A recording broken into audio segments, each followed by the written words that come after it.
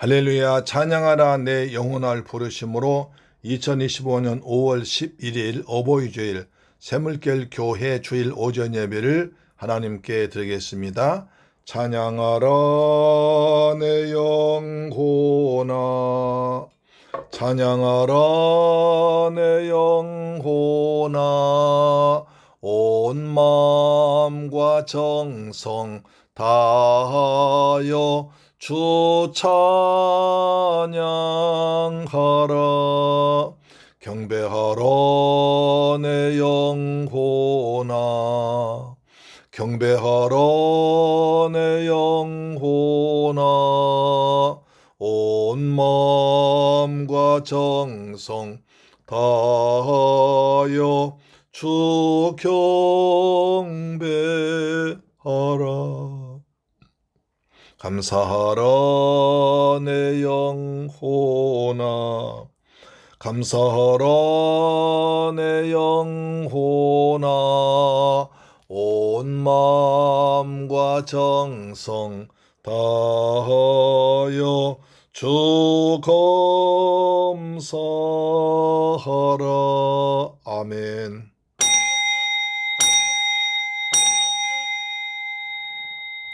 내 아들아, 내 아비의 훈계를 들으며 내 어미의 법을 떠나지 말라.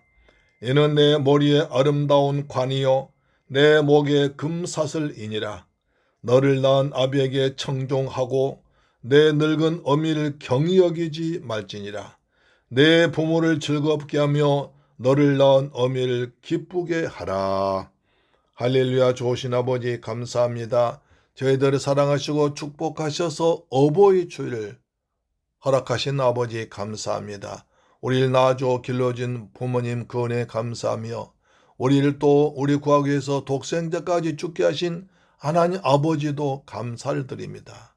날마다 저희들 은혜 가운데 살아가게 하시고 하나님을 잘 섬기며 육신의 부모를 잘 섬기는 저희들 되어서 하나님의 사랑받고 부모에게 효도하는 저희들 되게 하여 주옵소서. 이 시간에 우리의 마음과 뜻과 정성을 다해서 살아계신 하나님을 경배할 때 하나님 홀로 영광과 찬양 받아 주옵시며 우리에게는 한없는 기쁨의 행복한 시간이 되게 하여 주옵소서. 우리 주 예수 그리스도 이름으로 기원하옵나이다. 아멘. 우리의 신앙을 사도신경으로 고백합니다. 나는 전능하신 아버지 하나님 천지의 창조주를 믿습니다. 나는 그의 유일하신 아들 우리 주 예수 그리스도를 믿습니다.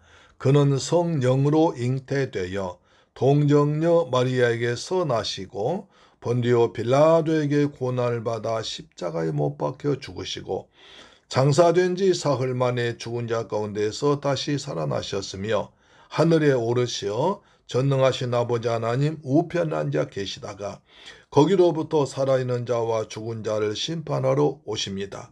나는 성령을 믿으며 거룩한 공교회와 성도의 교제와 죄를 용서받는 것과 몸의 부활과 영생을 믿습니다. 아멘. 교동문제 98번 어버이 주일입니다. 내 부모를 공경하라.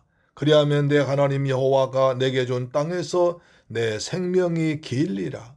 내 아들아, 내 아비의 훈계를 들으며 내 어미의 법을 떠나지 말라. 이는 내 머리에 아름다운 관이요 내 목에 금사슬이니라. 너를 낳은 아비에게 청종하고 내 늙은 어미를 경히 여기지 말지니라. 내 부모를 즐겁게 하며 너를 낳은 어미를 기쁘게 하라. 자녀들아, 주 안에서 너희 부모에게 순종하라. 이것이 옳으니라. 내 아버지와 어머니를 공경하라. 이것은 약속이 있는 첫 계명이니 이로써 내가 잘되고 땅에서 장수하리라. 아멘. 찬송가 579장입니다. 어머니의 넓은 사랑. 어머니의 넓은 사랑 귀하고도 귀하다. 그 사랑이 언제든지 나를 감싸줍니다. 내가 올 때 어머니는 주께 기도드리고 내가 기뻐 웃을 때에 찬송 부르십니다. 아침 저녁 읽으시던 어머니의 성경책 손때 남은 구절마다 모습 본 듯합니다. 믿는 자는 누구든지 영생함을 얻으리. 들려주신 귀한 말씀 이제 힘이 됩니다. 홀로 누워 괴로울 때, 헤매다가 지칠 때 부르시던 찬송소리 귀에 살아옵니다. 번석에서 샘물 나고 황무지에 꽃 피니 예수님과 동행하면 두려울 것 없어라. 온유하고 겸손하며 올바르고 굳세게 어머니의 뜻 받들어 보람있게 살리라. 풍파많은 세상에서 선한 싸움 싸우다 생명신에 흐르는 곳 길이 함께 살리라. 아멘. 하나님 말씀 보겠습니다. 사도행전 25장 1절로 12절 말씀인데요. 신약성경 230페이지에 기록되어 있습니다. 사도행전 25장 1절로 12절 말씀은 신약성경 230페이지에 기록되어 있는 말씀입니다. 다 같이 한음성으로 봉독합니다. 시작. 베스도가 부임한 지 3일 후에 가이사랴에서 예루살렘으로 올라가니 대제사장들과 유대인 중 높은 사람들이 바울을 고소할세. 베스도의 호의로 바울을 예루살렘으로 옮기기를 청하니 이는 길에 매복하였다가 그를 죽이고자 함이더라. 베스도가 대답하여 바울이 가이사랴에 구류된 것과 자기도 멀지 않아 떠나갈 것을 말하고 또 이르되 너희 중 유력한 자들은 나와 함께 내려가서 그 사람에게 만일 옳지 아니한 일이 있거든 고발하라 하니라. 베스도가 그들 가운데에서 8일 혹은 10일을 지난 후 가이사랴로 내려가서 이튿날 재판자리에 앉고 바울을 데려오라 명하니 그가 나오매 예루살렘에서 내려온 유대인들이 둘러서서 여러 가지 중대한 사건으로 고발하되 능히 증거를 대지 못한지라. 바울이 변명하여 이르되 유대인의 율법에나 성전이나 가이사에게나 내가 도무지 죄를 범하지 아니하노라 하니 베스도가 유대인의 마음을 얻고자 하여 바울더러 묻되 내가 예루살렘에 올라가서 이 사건에 대하여 내 앞에서 심을 받으려느냐? 바울이 이르되 내가 가이사의 재판 자리에 앞에 섰으니 마땅히 거기서 심을 받을 것이라. 당신도 잘 아시는 바와 같이 내가 유대인들에게 불의를 행한 일이 없나이다. 만일 내가 불의를 행하여 무슨 죽을 죄를 지었으면 죽기를 사양하지 아니할 것이나 만일 이 사람들이 나를 고발하는 것이 다 사실이 아니면 아무도 나를 그들에게 내줄 수 없나이다.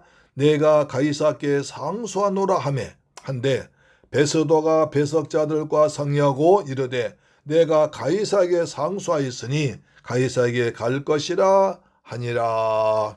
할렐루야. 사랑하는 재물결 가족 여러분, 그리고 우리 방송 청취자 여러분, 한 주간 동안 주님의 은혜 가운데서 평안하셨습니까? 오늘 둘째 주 어버이 주일입니다. 날라주시고 길러주시고 가르쳐주신 부모님께 효도하는 것은 마땅한 일이고 하나님의 명령입니다. 에베소 6장 1절 자녀들아 주 안에서 너희 부모에게 순종하라. 이것이 옳으니라. 내 아버지와 어머니를 공경하라. 이것은 약속이 있는 첫 계명이니 이로써 내가 잘되고 땅에서 장수하리라. 성경에는 이와 똑같은 말씀이 출애굽기 20장 10계명과 신명기 5장에도 약속되어 있을 정도로 중요하게 말씀하십니다. 공잔효는 백행의 근본이라고 했습니다. 육신의 부모를 공경하면 복을 받습니다. 영적인 아버지 하나님을 잘 믿으면 금생과 내세 복까지 풍성하게 받을 줄 믿습니다. 우리는 지금까지 사도행전을 통해서 은혜 받아왔는데 어느덧 후반 분량에 달려가고 있습니다. 사도행전 전체가 28장으로 분량이 적지 않지만 우리가 사도행전을 계속해서 다루는 이유가 있습니다. 사도행전을 제대로 이해하면 신약 성경의 반 이상을 파악할 수 있어서 영적 성장에 큰 도움을 줍니다. 14권의 바울 서신들은 그냥 아무렇게나 갑자기 나온 것이 아니라 사도행전에서 우리가 살펴본 그런 상황들 속에서 나온 편지들이기 때문에 사도행전을 이해하고 바울 서신을 읽으면 아주 잘 이해가 됩니다. 이제 본문으로 들어갑니다.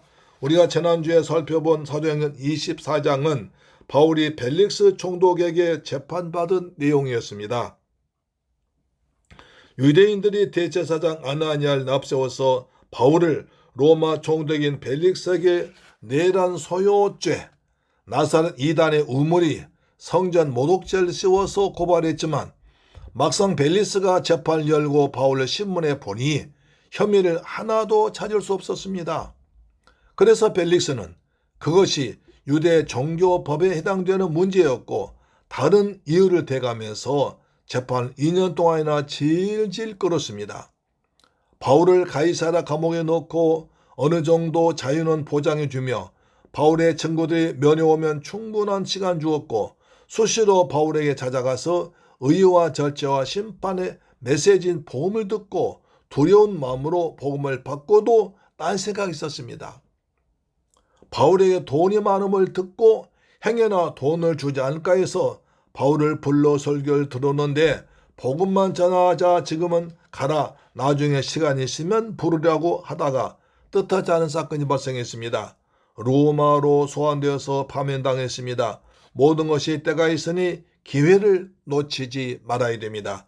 고린도후서 6장 2절에 우리가 하나님과 함께 일한 자로서 너희를 권하노니 하나님 은혜를 헛되이 받지 말라. 이르시되 내가 은혜 베풀 때 너에게 듣고 구원의 날에 너를 도왔다 했으니 보라 지금은 은혜 받은 많은 때요 보라 지금은 구원의 날이로다. 오늘이 큰 은혜 받은 최고의 시간이요 구원의 기쁨으로 예배드릴 좋은 기회인 줄 믿습니다. 이제 벨릭스 후임자로 온 베스도 총독이 재판하는데 거기서 또 어떤 일이 벌어질까요? 첫째로 신임 총독 베스도와 유대 종교자들 만남입니다. 25장 1절에 베스도가 부임한 지 3일 후에 가이사랴에서 예루살렘으로 올라가니 대제사장들과 유대인 중 높은 사람들이 바울을 고소할세.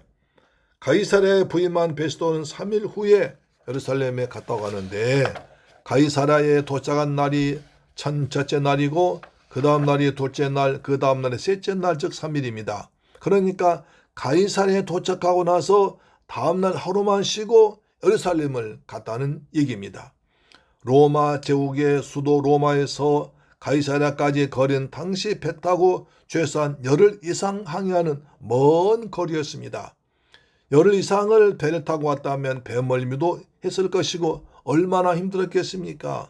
지금 크루즈선처럼 큰 배나 좋은 배도 아니고 바람에 따라 노를 져가는 배인데 열흘이나 왔는데도 불구하고 황제의 명을 받아서 온 베스도는 결코 편하지 않는 여행길이었겠습니다. 하지만 하루만 쉬고 가이사랴에서 60마일 이상 떨어져 있는 예루살렘을 방문한 것입니다. 예루살렘은 유대인들의 정신적인 고향이고 정치와 종교의 1번지 중심지입니다. 당시 총독은 가이사랴의 군대를 거느리면서 사내들인과 대제사장이 있는 예루살렘에 자주 방문하여 다스리고 치안을 유지했던 것입니다. 유대 역사가 요세푸스에 의하면 베스도는 아주 정직하고 의롭고 아주 고든 사람이고 훌륭한 행정관이라고 칭찬했습니다. 베스도가 총독으로 부임해 보니까 저는 벨릭스 총독 때문에 로마와의 사이가 서먹서먹해져 있었고 인심도 좋지 않은 것을 발견했습니다.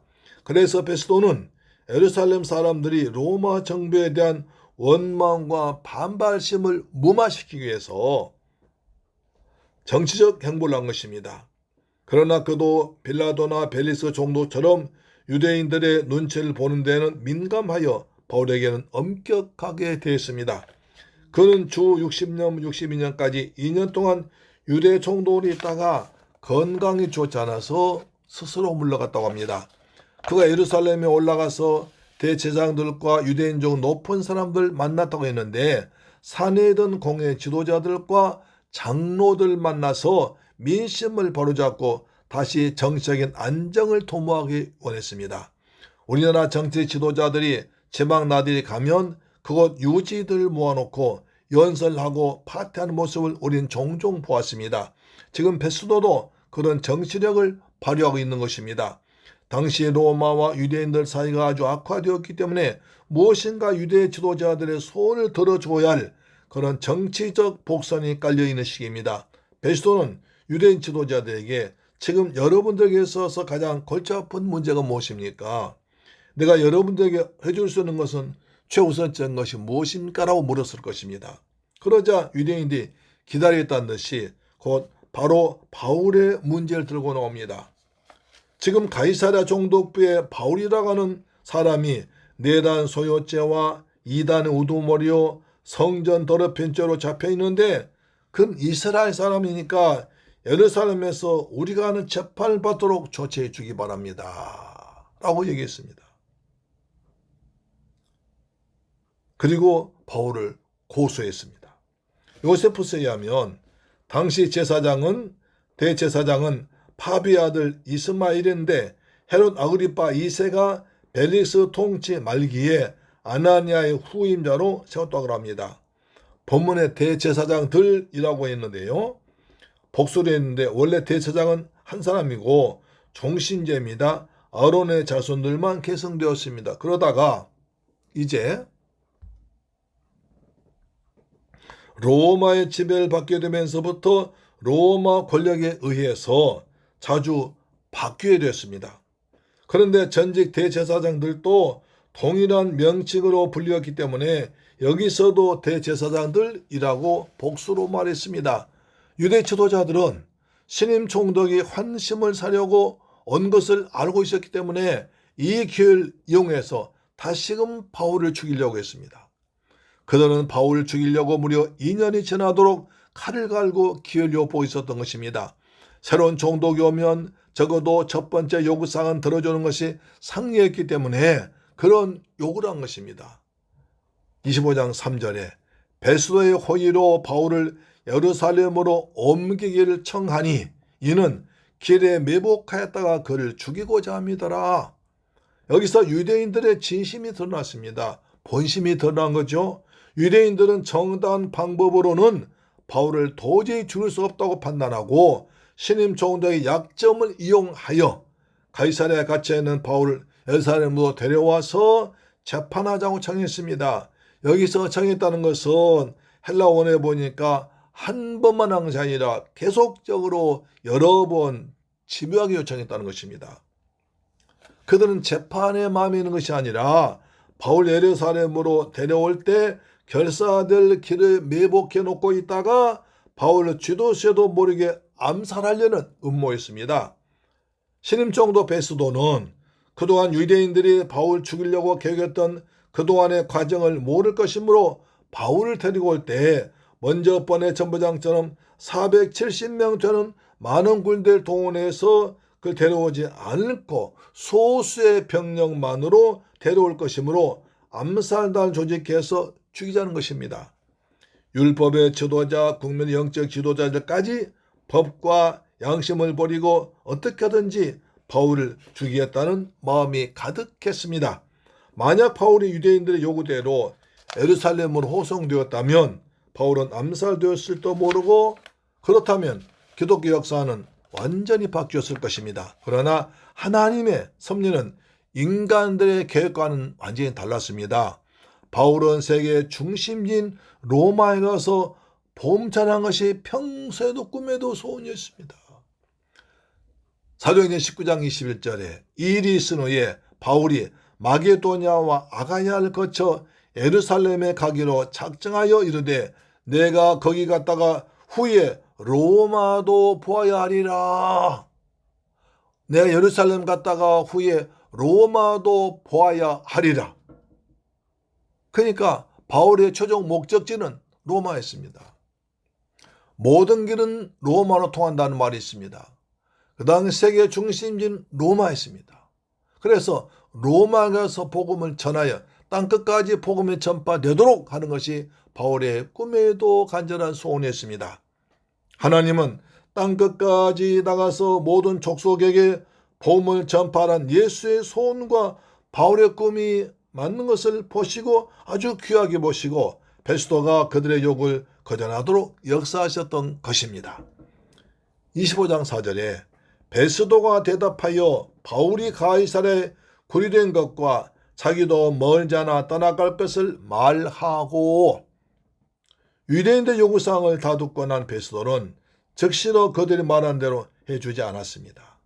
나도 너희들이 고발한 바울이 가이사랴에서 재판받고 있는 걸 알고 있으니까 내가 예루살렘에서 볼일 다 마치고 나면 며칠 후에 그 문제를 처리하기 위해서 가이사랴에 내려갈 것이다. 베스도는 계속해서 25장 5절에 또 이르되 너희 중 유력한 자들은 나와 함께 내려가서 그 사람에게 만일 옳지 아니한 일이 있으면 고발하라 하니라. 베스도 총독은 소신이 또렷했고 이성적으로 철저해서 인간적인 관계 때문에 원칙을 무너뜨리지 않았습니다. 당시 로마 법에 의하면 피고의 변론 듣기 전에는 죄수를 함부로 이송할 수 없도록 되어 있으니까 사건 처리 담당한 법원인은 가이사랴에서 재판해지 너희들 요구대로 예루살렘에서 재판할 수 없다고 거절한 것입니다.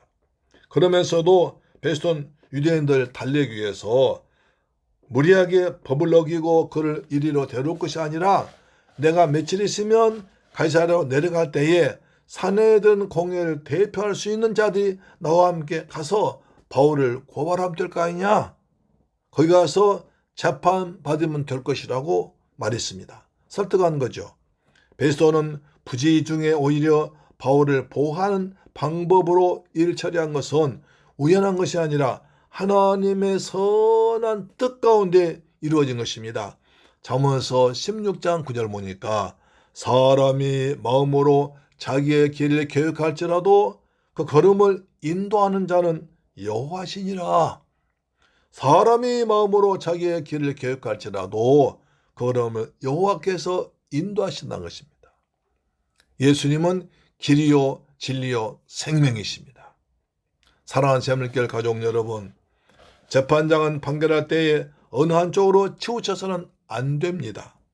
오직 법과 양심에 따라서 양쪽 말 자세히 다 들어보고 옳고 그름을 판단해야 됩니다.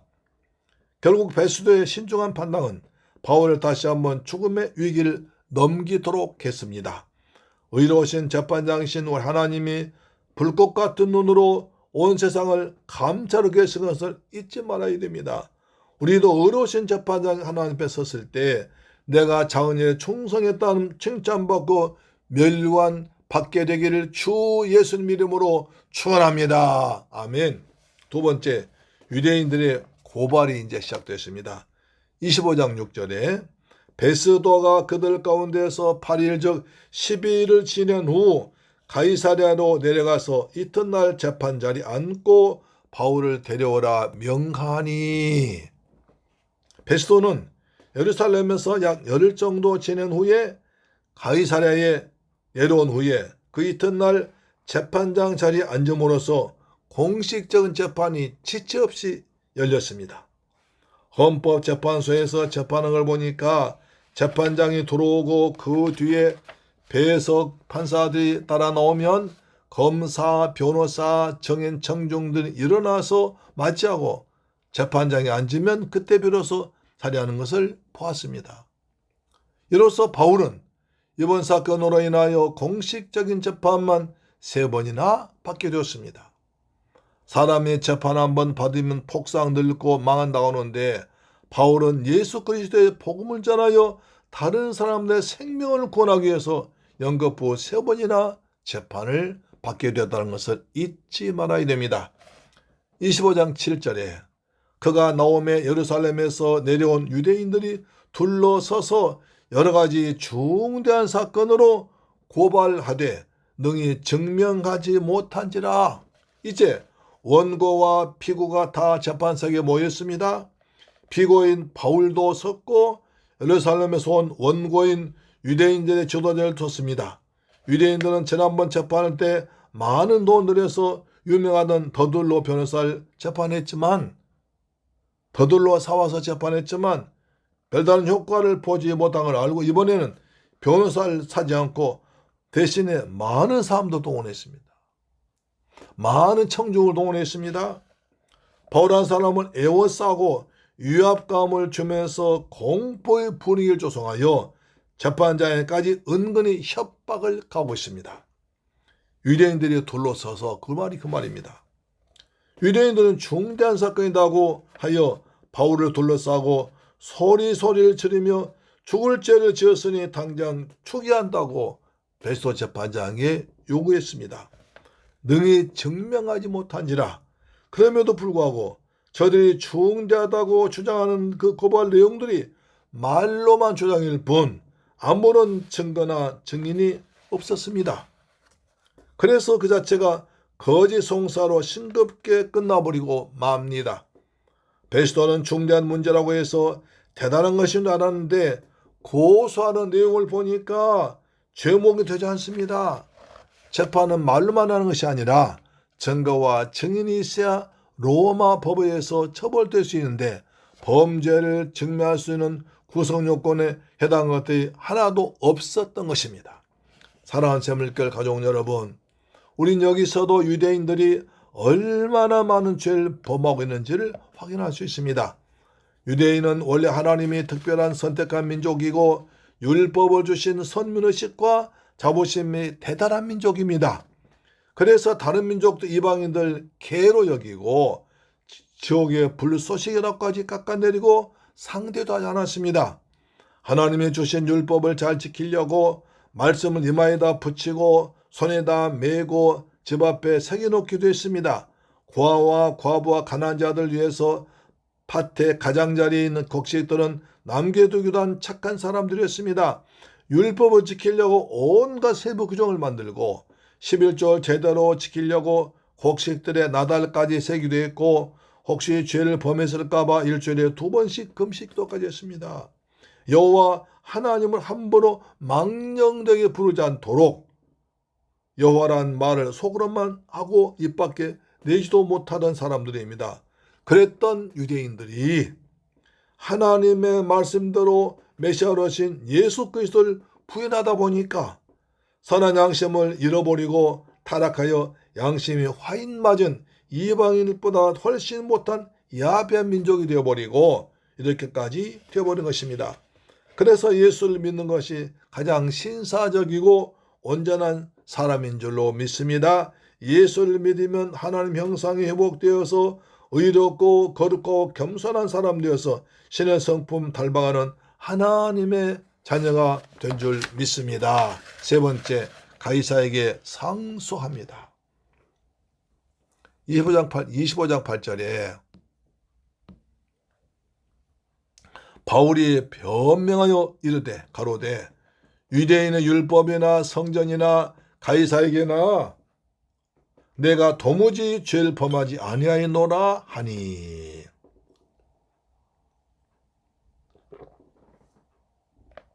바울은 유대인들이 고발한 말을 듣고 조목조목 반론합니다. 먼저 유대인은 율법을 범하지 않았다고 합니다. 이것은 그들이 바울을 나사렛 이단의 괴수로 보는 것에 대한 대답입니다. 나는 우리 조상들이 기록한 모세 5경의 율법과 선지자들이 기록한 대로 하나님을 믿고 있다. 여자의 후손인 바로 메시아 그리스도인 것을 역설했습니다. 또 성전 모독죄에 대해서 나는 절대로 거룩한 성전을 더럽힌 일이 없다고 했습니다. 예루살렘 성전에서 결례 일주일간 드리면서 가난한 자들의 비용까지 부담했다고 말합니다. 또 세 번째, 가이사 황제기에도 죄를 범하지 않았다고 합니다. 나는 예수의 죽으심과 부활만 전했지 정부를 정복하려고 주동하거나 어떤 소의 사태를 일으킨 적이 없다는 것입니다. 한마디로 바울은 성경대로 믿고 성경대로 살았다는 것입니다. 하나님의 말씀에 순종했고 예배 중심으로 살았고 국가의 법에도 깨끗하게 살았다고 주장합니다. 로마의 재판은 철저한 증거나 증인 중심주의입니다. 그렇기 때문에 증거나 증인이 없이 말로만 아무리 떠도 통하지 않습니다. 결국 재판의 결론 바울이 말한 대로 내가 도무지 죄를 범하지 아니하노라 하는 말이 딱 맞게 되어버렸습니다. 로마 총독인 베스도는 뭔가 큰 문제가 있는 줄 알았는데 자기들 민족끼리 종교적인 문제로 싸우는 걸 보고 자기가 판단하기가 심히 어렵게 되었음을 알았습니다. 그는 자기 중심적인 생각을 하게 됩니다. 어차피 골치 아픈 문제를 해결하기도 어려운데 이런 기회를 이용하여 유대인들이 가장 싫어하는 바울을 잡아왔으니 유대인들에게 인심 써야 되겠다. 여기서 내가 점수 따야 되겠다. 그런 생각을 하고 바울에게 이제 물어봅니다. 뭘 물어볼까요? 25장 9절에 베스도가 유대인의 마음을 얻고자 하여 바울더러 묻되 네가 예루살렘에 올라가서 이 사건에 대하여 내 앞에서 심문을 받으려느냐? 재판이 바른 길로 잘 나가다 엉뚱하게 삼천포로 빠지고 있습니다. 베스도가 유대인의 마음을 얻고자 하여 이것이 문제입니다. 역대 유대에 통치하였던 헤롯이나 본디오 빌라도나 벨릭스가 다 유대인의 눈치를 본 사람들이었습니다.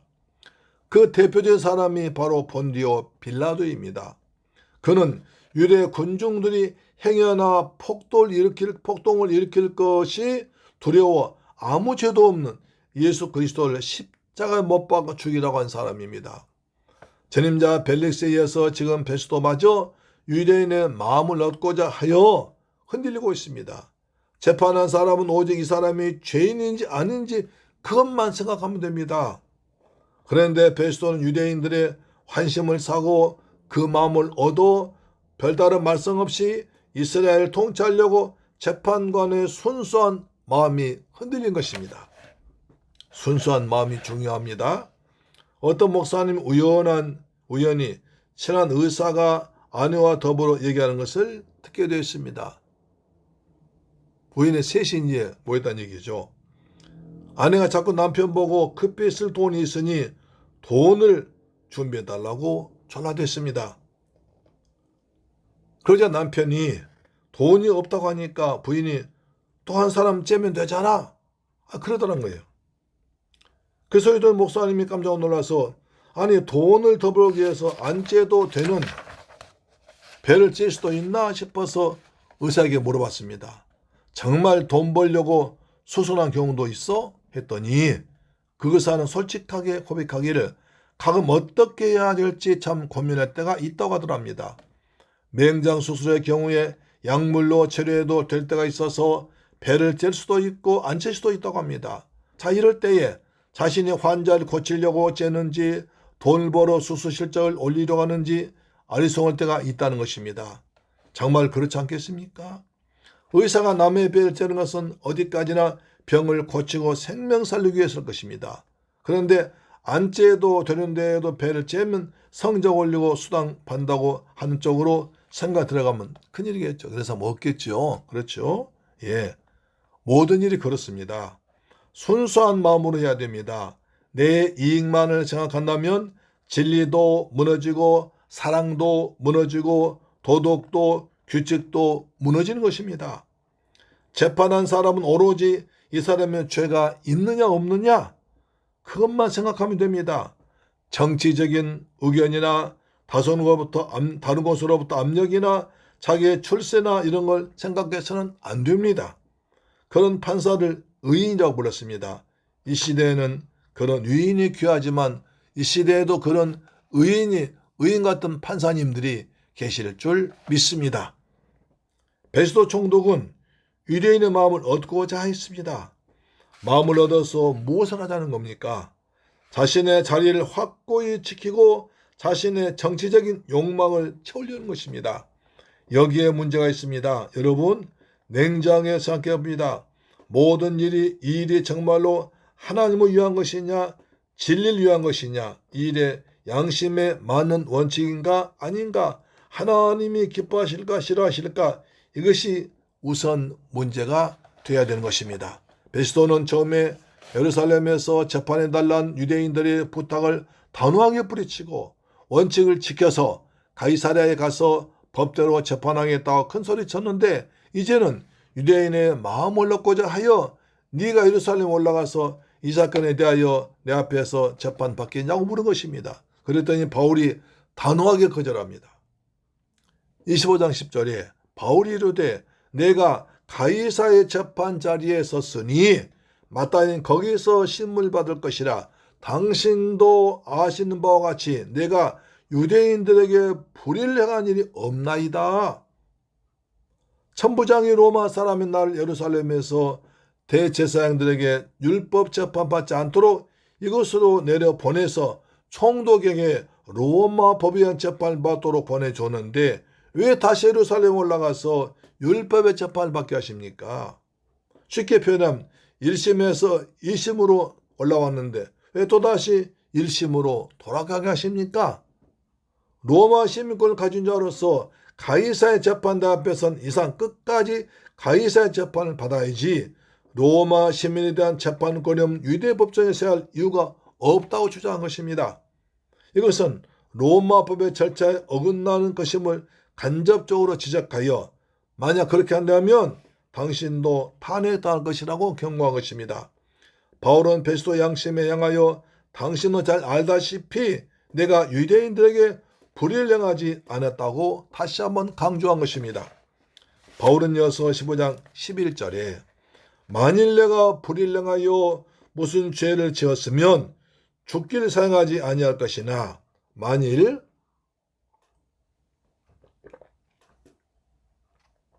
이 사람들이 나를 고발한 것이 다 사실이 아니면 누구도 나를 그들에게 내줄 수 없나이다. 내가 가이사께 호소하노라 한대. 바울은 당신이 판단하기에 내가 죄인이면 죽어야 하겠으나 만약 죄가 없다면 누구도 나를 저들에게 내줄 수 없다고 당당하게 말하고 결정적인 말합니다. 내가 가이사께 호소합니다. 나는 대남에서부터 로마 시민권자이므로 로마의 최고 법정인 가이사 황제에게 재판받도록 해달라는 것입니다. 바울이 가이사에게 항소한 것은 단지 공정한 재판만을 생각한 것이 아니라 로마 선교의 꿈을 가지고 있던 그가 예수 그리스도의 음성을 듣던 것을 생각났습니다. 사도행전 23장 11절에 그날 밤에 주께서 바울 곁에 서서 이르시되 담대하라. 내가 예루살렘에서 나의 일을 증언한 것 같이 로마에서도 증언하여야 하리라 하시니라. 바울은 하나님이 나를 로마로 보내시는구나 깨닫고 가이사 황제에게 상소하겠다고 합니다. 그러자 25장 12절에 베스도가 배석자들과 상의하고 가로되 네가 가이사에게 상소하였으니 가이사에게 갈 것이라 하니라. 베스도 총독이 배심원들과 상의한 결과 바울을 로마 가이사에게 보내는 것이 옳다는 결론이 내렸습니다. 여기 가이사는 바로 로마 황제입니다.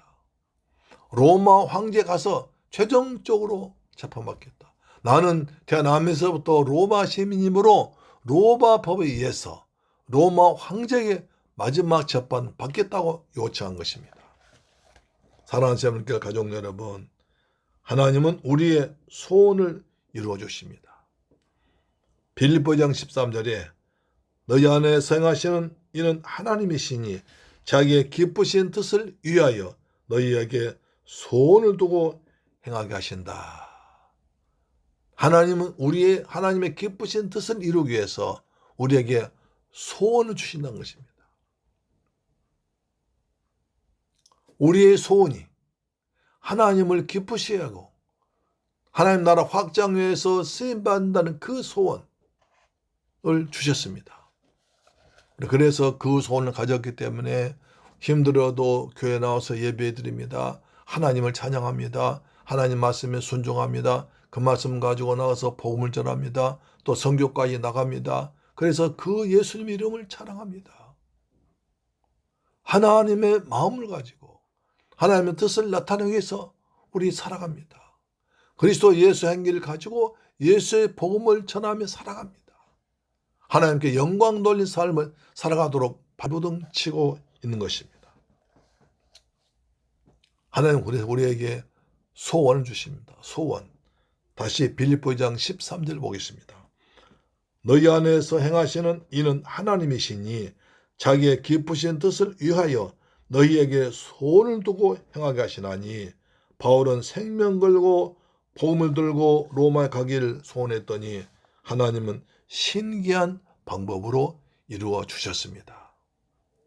우리가 지금까지 살아온 것을 가만히 뒤돌아보면 우리가 어떤 소원을 가졌는데 신기하게 이루어진 것을 알 수 있습니다.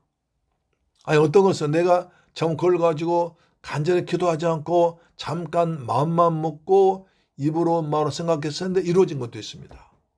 여러분 그렇죠. 그래서 그때 얼마나 즐거운지요. 때로는 우리가 하나님께 금식하면서 부르짖고 기도에 응답 안 되는 것도 있는데 어느 것은 그저 잠깐 생각했는데 이루어진 것도 있고요. 우리가 오래 기도한 것도 이루어집니다. 그것은 하나님의 뜻과 내 뜻이 맞았기 때문입니다. 우리가 늘 하나님을 생각하고 예수님 말씀을 생각하고 예수님께 기도하고 찬양하면 내 뜻이 주의 뜻과 똑같이 된다는 것입니다. 그때 주님께서 이루어 주십니다. 할렐루야, 아멘. 주님 뜻대로 살기로 했네. 주님 뜻대로 살기로 했네. 주님 뜻대로 살기로 했네. 뒤돌아서지 않겠네. 예수만 믿고 살기로 했네. 예수만 믿고 살기로 했네. 예수만 믿고 살기로 했네. 뒤돌아서지 않겠네. 할렐루야. 하나님의 소원이 나를 통해서 이루어지는 엄청난 역사가 나타나기를 주님의 이름으로 축원합니다.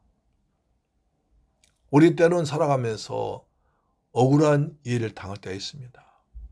힘들고 어려운 하나님은 안 계신 것처럼 아무런 응답도 없는 때가 있습니다. 여러분 바울 보세요. 복음을 전하다가 바울이 이제 벨릭스에 의해서 갇혀가지고 가이사랴에서 갇혔는데 2년 동안에 머물렀습니다. 2년 동안 어디 재판도 갖지 못하고 재판도 받지 못하고 다니지도 못하고 나가서 전도하지도 못하고 그냥 감옥살이에 사고 있었습니다. 그러나 그 기간 동안에 하나님은 많은 사람을 복음을 전하게 하셨고 또 심지어 로마 그 총독 벨리스 총독과 그 부인을 만나서 복음을 전했고 그들 통해서 그들 복음이 로마 황실에까지 전파되게 하셨습니다. 겉으로 볼 때는 2년간이 너무나 지루하고 따분하고 정말 왜 하나님께서 이렇게 하실까? 놔두실까? 버리셨는가 생각하는데 그것이 아니라 하나님의 역사가 하나님의 그 손길이 거기에도 있었다는 사실입니다. 우리가 살아가면서 아무 의미 없고 힘들고 그런 과정에서도 거기에도 하나님이 계신 줄로 믿으시길 주의 이름으로 축복합니다. 아멘. 기도하겠습니다. 좋으신 아버지 감사합니다. 저희 사랑하시고 축복하셔서 오늘 또 귀한 말씀을 받게 하심을 감사합니다.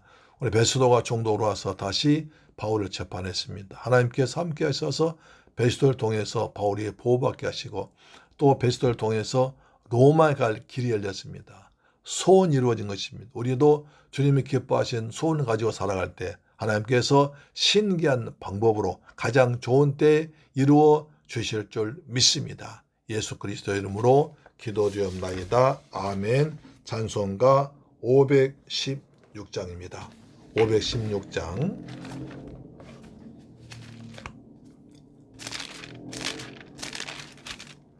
옳은 길 따르라 의의 길을 옳은 길 따르라 의의 길을 세계 만민의 참된 길 이 길 따라서 살기를 온 세계에 전하세 만 백성이 나갈 길 어두운 밤 지나고 동튼다 환한 빛 보아라 저 빛 주 예수의 나라 이 땅에 곧 오겠네 오겠네 주 예수 따르라 승리의 주 세계 만민이 나갈 길과 진리요 참 생명 내 장검을 부수고 다 따르라 화평왕 어두운 밤 지나고 동튼다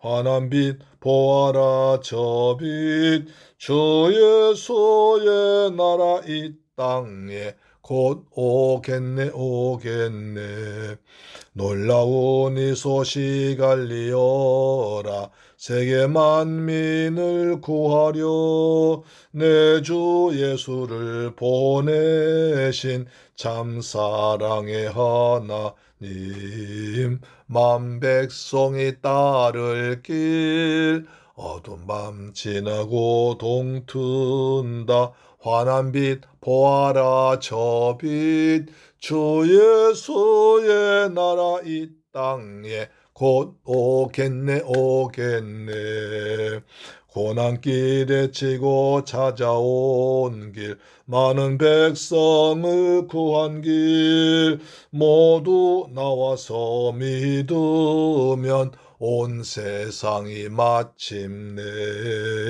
이 진리에 살겠네 어두운 밤 지나고 동튼다 환한 빛 보아라 저 빛 주 예수의 나라 이 땅에 곧 오겠네 오겠네 아멘 기도하겠습니다.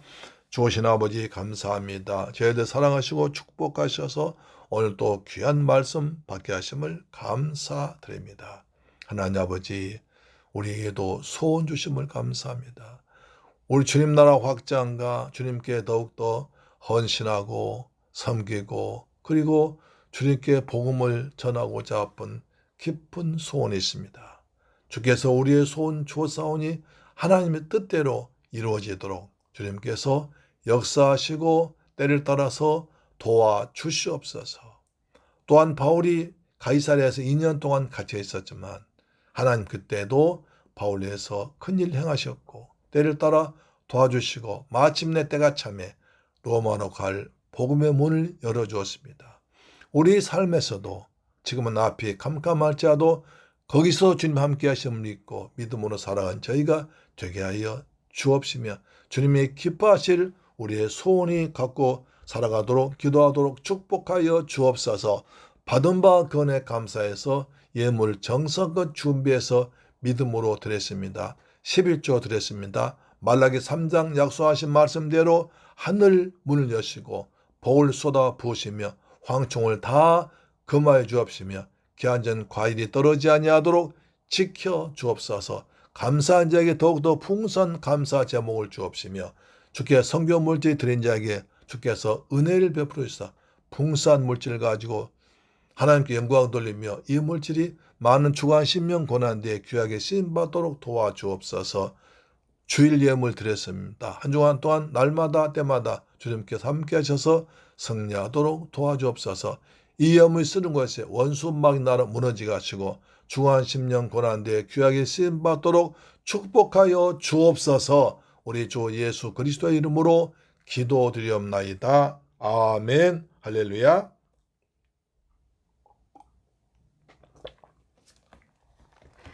오늘은 2025년 5월 둘째 주일날입니다. 1년 52주일을 온전히 성수하는 복된 성도 되시기를 축원합니다. 오늘은 어버이 주일입니다. 자녀를 위해 기도하는 부모들 되시기를 바랍니다. 대제사장 아론 기도를 통해서 가정이 복을 받으시기를 바랍니다. 가정예배 10분 성경방통에 꼭 참석하셔서 은혜 받으시기 바랍니다. 환절기에 건강히 지내시길 소망합니다. 다 같이 찬송가 526장 부른 뒤에 축도로 마치겠습니다. 526장입니다.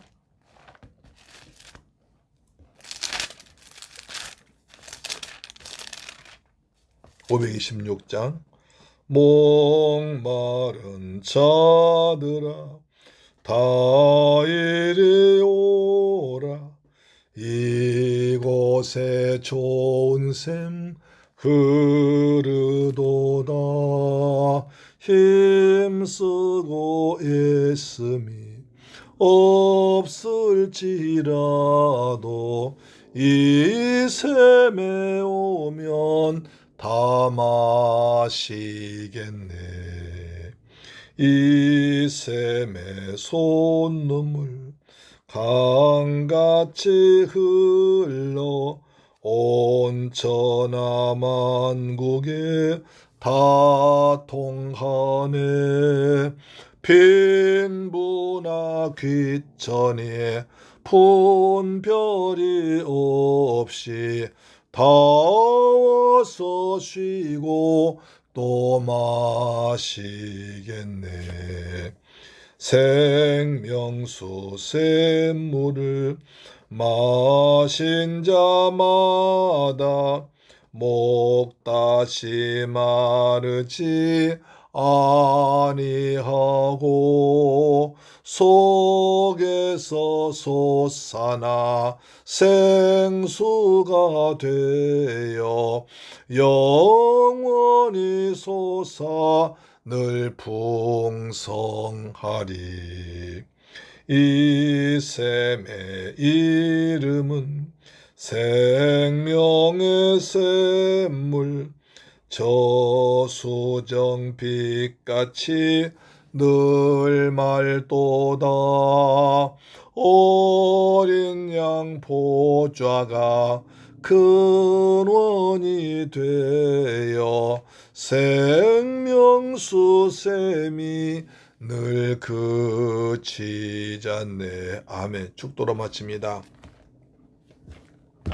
지금은 나 같은 죄인을 구하기 위해서 십자가에서 몸짓고 피 흘려 죽었다가 부활하시고 심판주로 다시 오실 우리 주 예수 그리스도의 은혜와 나 같은 죄인을 구하기 위해서 독생자까지 십자가에 달려 죽게 하신 우리 아버지 하나님의 크고 극진하신 사랑과 보혜사 성령님의 인도 충만 역사 교통하심이 이제 오늘 귀한 말씀 받고 믿음으로 살며 그리고 우리 앞에 어려움이 있을지라도 하나님의 뜻을 기다리며 주님이 기뻐하신 소원 가지고 살기로 다짐하고 돌아온 사랑 성도의 가정, 직장, 자녀, 건강, 꿈과 비전과 우리 중국 성도 위에도 지금부터 영원토록 함께 계실지어다. 오 주님 감사합니다. 오늘 귀한 말씀 주심을 감사합니다. 이 말씀 이루어지도록 역사하여 주옵소서. 우리 앞에 어려움이 있을지라도 담대하게 믿음으로 사랑을 도우시고 하나님 기뻐하신 소원, 영원한 구원의 소원을 가지고 살아가도록 역사하여 주옵소서. 감사합니다. 가정마다 평안함을 주옵시며 자녀들 주 안에 잘 성장하도록 축복하시고 자녀를 위해서 본을 보이며 기도하는 부모들 되게 하여 주옵시며 우리 자녀들 효도하는 자녀들 되어서 하나님께 약속하신 복을 받도록 역사하여 주옵소서. 가정마다 평안해 있을지어다. 몸도 마음도 강건할지어다. 주 예수님 이름으로 축복하고 기도드리옵나이다. 아멘. 할렐루야. 다음 주에 뵙겠습니다. 아멘.